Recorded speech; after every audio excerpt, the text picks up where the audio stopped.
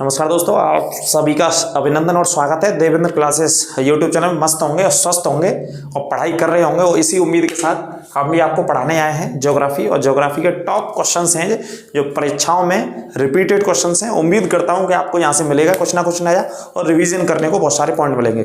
तो क्लास को एक बार क्या कर देंगे, शेयर कर देंगे अपने दोस्तों के साथ। सबसे पहले शेयर और सबसे पहले लाइक किया करो, उसके बाद आप पढ़िए क्लास को, ठीक है। तो देखिए, चर्चा करते हैं ज्योग्राफी के टॉप 50 क्वेश्चन, और ज्योग्राफी में भी भारत के भूगोल के प्रश्नों की चर्चा करेंगे, ना कि विश्व में। तो देखिए, पहला प्रश्न है पूर्वी तटीय मैदान। जो हमारा पूर्वी तटीय मैदान है, पूर्वी हिस्से का है, पूर्वी दिशा का जो तटीय मैदान है, तट का मतलब है जो सीमा किससे लगती है, समुद्र से। जो समुद्री सीमा है पूर्वी हिस्से वाली, उसे क्या कहते हैं, कोरोमंडल। कोरोमंडल के नाम से जाना जाता है पूर्वी हिस्से को। किस नाम से जाना जाता है, कोरोमंडल के नाम से, ठीक है जी। नोट करते चलना, एक एक प्रश्न छाप लेना। घोड़े की नाल एक आकृति है, आकार है घोड़े की नाल के आकार का एक द्वीप है, जैसे क्या बोलते हैं, मूंगा द्वीप।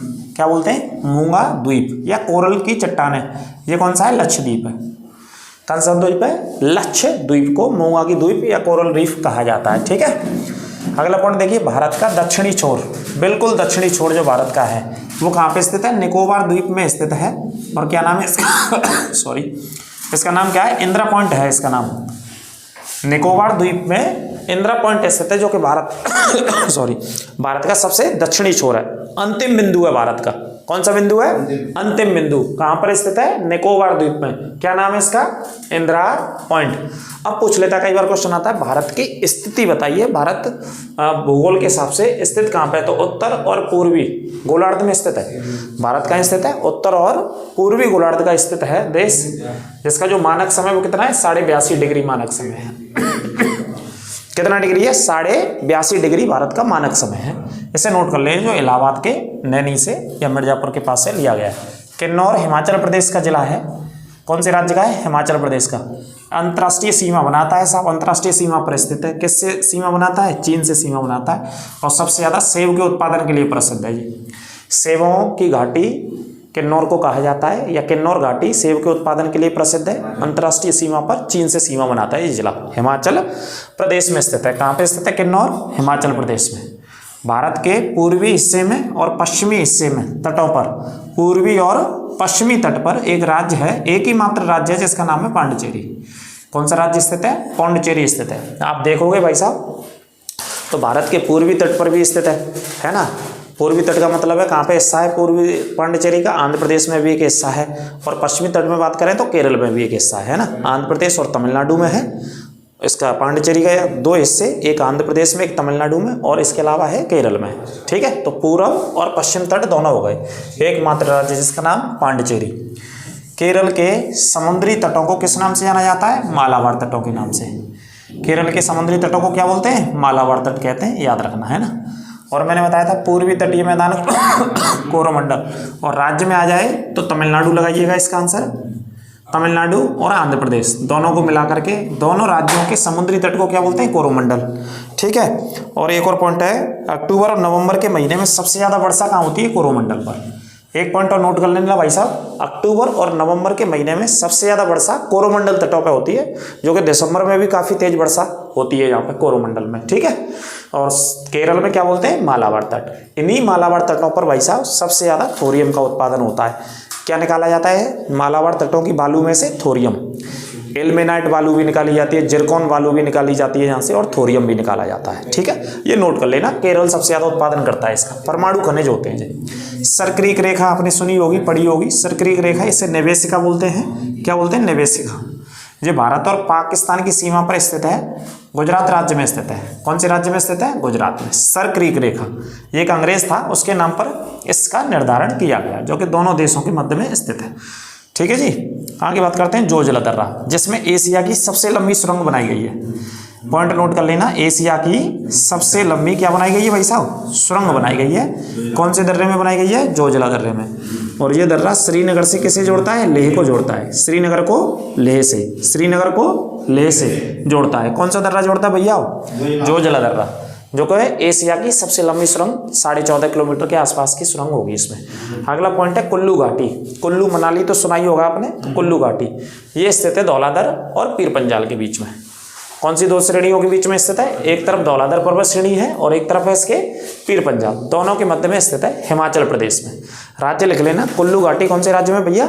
हिमाचल प्रदेश में स्थित है। ठीक है, अब देख लेते हैं।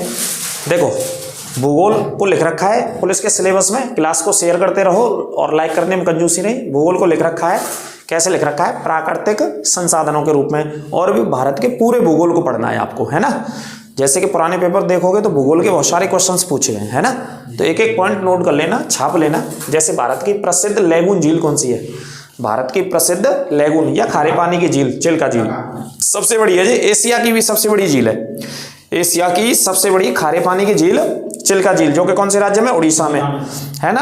पूर्वी तटीय झील है ये, उत्तरी सरकार पर स्थित है। उत्तरी सरकार समुद्री तट जो कि उड़ीसा का तट है वहां पे स्थित है। और उड़ीसा में पुरी जो जिला है, यहाँ भगवान जगन्नाथ की रथ यात्रा निकाली जाती है। पुरी जिले में निकाली जाती है, सुना ही होगा, पढ़ा होगा। भगवान जगन्नाथ की, बलदाव की और उनकी बहन सुभद्रा की, तीनों की रथ यात्रा निकाली जाती है ना।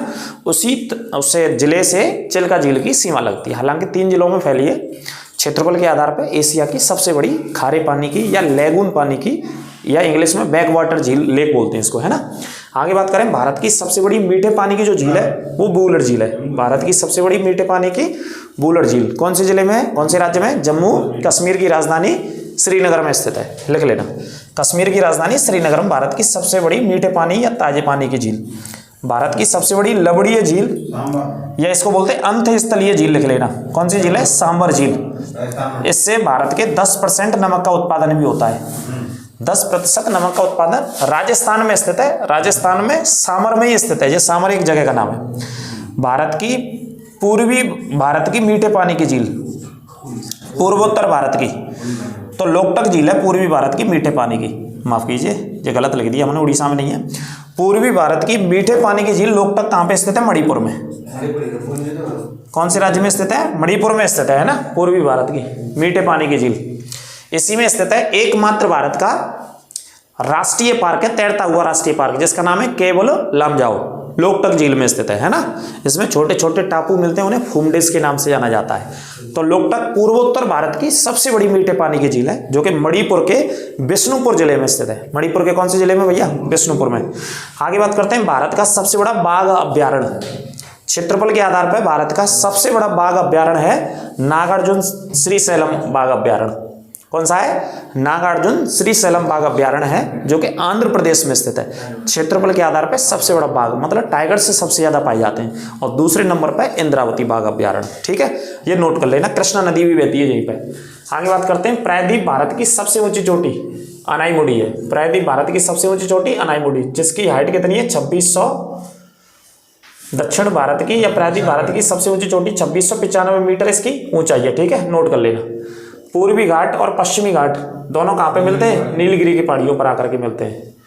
ठीक है, कंचनजंगा सबसे ऊंची चोटी है कहाँ की? सिक्किम में स्थित है कंचनजंगा, और कंचनजंगा के नाम से राष्ट्रीय उद्यान भी है। एक एक पॉइंट नोट कर लेना। पीर पंजाल पर्वत श्रेणी हिमाचल प्रदेश और कश्मीर दोनों राज्यों में स्थित है। वैसे दोनों में से एक आएगा तो हिमाचल भी लगा सकते हैं और कश्मीर, हिमाचल प्रदेश भी कई बार सही आंसर है इसका।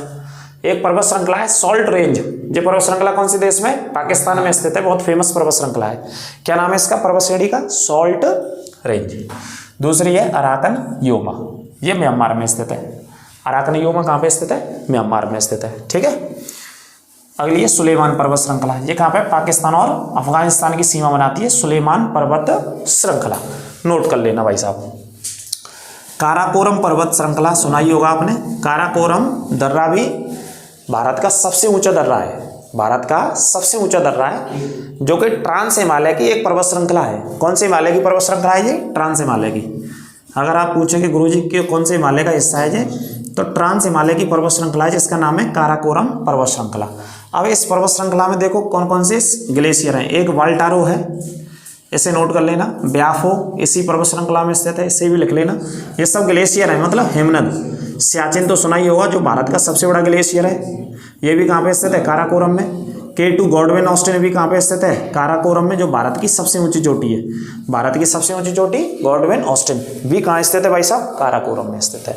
और हेस्पार ग्लेशियर भी काराकोरम में। ये सभी ग्लेशियर हैं बहुत प्रसिद्ध कहाँ पे स्थित है? काराकोरम पर्वत श्रृंखला। और काराकोरम पर्वत श्रेणी ट्रांस हिमालय का हिस्सा है। किसका है? ट्रांस हिमालय का।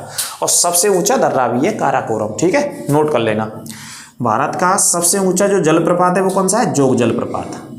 हाँ, सबसे ऊंचा जलप्रपात जोग, जिसकी ऊंचाई कितनी है? Height 253 metre. कौन सी नदी पर है ये? शरावती नदी से बनाती है। नदी का नाम शरावती लिख लेना। ठीक है, आगे बात करते हैं गोदावरी नदी, जो कि दक्षिण भारत की सबसे बड़ी नदी है।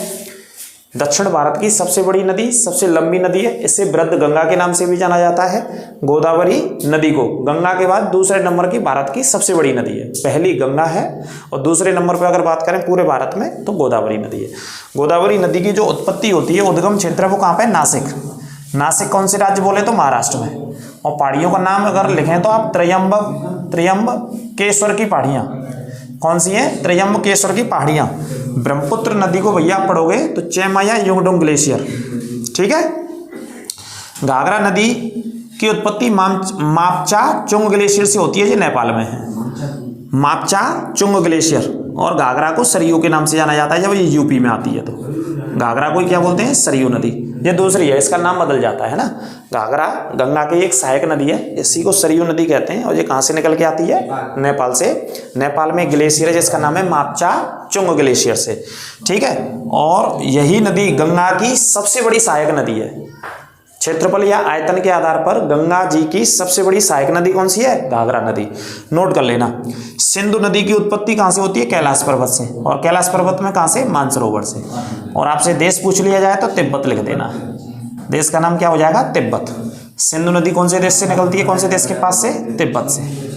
ठीक है, कृष्णा नदी की बात कर लेते हैं। यहाँ पे कुछ मैंने इंपॉर्टेंट नदी ली है, जो इसी तरीके की सीरीज चलेगी आपके लिए। जो भूगोल की पहली क्लास है, इसी तरीके के प्रश्न क्लास आएंगे, इन्हीं को रट डालना आप, इससे बाहर क्वेश्चन नहीं जाएगा आपका। ठीक है, कृष्णा नदी कहाँ से निकलती है? महाबलेश्वर।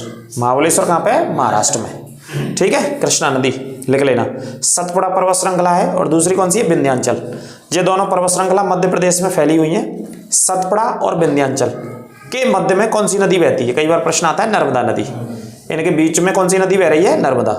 कौन कौन सी पर्वत श्रृंखला? सतपुड़ा और विंध्याचल नदी के बीच में। और नर्मदा कहाँ से निकलती है? अमरकंटक। और राज्य कौन सा आएगा? मध्य प्रदेश के अमरकंटक वाले हिस्से से नर्मदा नदी की क्या होती है भाई साहब? उत्पत्ति होती है। छाप लेना, नोट कर लेना, भूलना नहीं है क्वेश्चन। आगे बात करते हैं, भारतीय मरुस्थल की सबसे महत्वपूर्ण नदी कौन सी है? भारतीय मरुस्थल की सबसे महत्वपूर्ण नदी है लूनी नदी। कौन सी नदी है? लूनी नदी भारतीय मरुस्थल की, भारतीय डेजर्ट की सबसे महत्वपूर्ण नदी है, जो कि मरुस्थल के हिस्से में कई किलोमीटर बहती है। ठीक है, नाम है इसका लूनी नदी, जो कि अरावली पहाड़ियों के दक्षिण पश्चिम अजमेर से ये नदी की उत्पत्ति होती है ना। और कहाँ पे जाकर के विलुप्त हो जाती है? ये कच्छ के रण में, गुजरात में जाकर के विलुप्त हो जाती है ना। या क्या बोलते हैं इसे? विलुप्ति बोलते हैं, अदृश्य हो जाती है, ऐसे भी बोल सकते हैं। तो ये थी टॉप 50 क्वेश्चंस आपके भूगोल के। ज़्यादा से ज़्यादा शेयर कर देना और इन्हीं क्वेश्चंस को रट लेना। ये सीरीज लगातार चलेगी यूपी पुलिस के लिए। और डिटेल्स में पढ़ना है तो आप चैनल को सब्सक्राइब करें। चैनल को सब्सक्राइब करने के बाद प्लेलिस्ट में जाएं। देवेंद्र क्लासेस यूट्यूब चैनल की प्लेलिस्ट में पूरी ज्योग्राफी डिटेल में पढ़ा रखी है। 42 क्लास आपको वहाँ पर मिलेंगी, पूरे होल इंडियन ज्योग्राफी की 42 क्लास हैं। एक एक टॉपिक को डिटेल में पढ़ना चाहते हैं तो वहाँ से डिटेल में अच्छे से पढ़ लें आप। ठीक है, और बाकी का वहीं से क्वेश्चंस लेकर के मैं आपको करा रहा हूँ जो एग्जाम्स में पूछे जाते हैं और पूछे गए बहुत सारे अलग अलग एग्जाम्स में। क्लास कैसी लगी कमेंट करके अवश्य बताएं। कोई दिक्कत समस्या हो तो उसके लिए भी कमेंट करें। अपने जो भी सुझाव है किसी क्लास को लेकर के वो देते रहें। लगातार यूपी ज्योग्राफी और करंट अफेयर्स की क्लासेस आपको मिलती रहेंगी। अपना प्यार बनाए रखिए, ज़्यादा से ज़्यादा शेयर हमारे चैनल को मित्रों और दोस्तों के साथ करते रहिए। सभी को नमस्कार, राधे राधे।